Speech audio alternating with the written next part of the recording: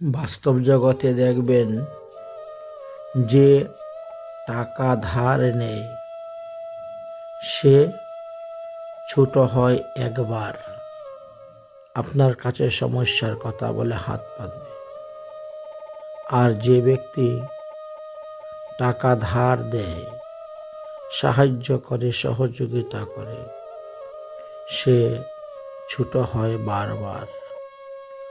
ওই দেওয়া টাকাটাকে ফেরত নেওয়ার জন্য কতবার যে তাকে হাত পেতে হয়, তাকে বলতে হয়, তার বাড়ি যেতে হয় যে ভাই তুমি বিপদে পড়েছিলে, আমার কাছ থেকে টাকাটা নিয়েছিলে, এখন আমাকে সেই টাকাটা ফেরত দাও।